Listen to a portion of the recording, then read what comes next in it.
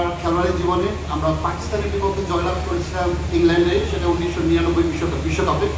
সেই বিশ্বকাপে আমার উদ্বোধনী পার্টনার ছিল ব্যাটসম্যান শাহরিয়ার হোসেন বিদ্যুৎ, এখানে উপস্থিত আছেন।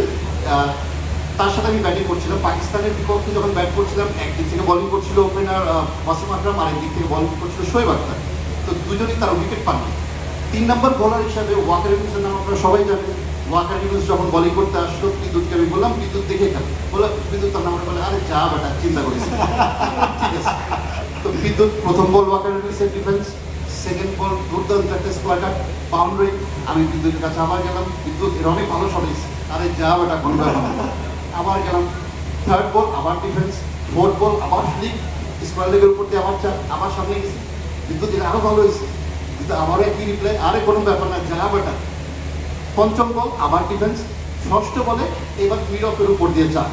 এবার বিদ্যুতের সামনে যখন আমি গিয়ে বললাম বিদ্যুৎ এটা আরো ভালো হয়েছে, বিদ্যুৎ তখন আমারে বলে ওই বেটা এমনিও বলারটা কেডা।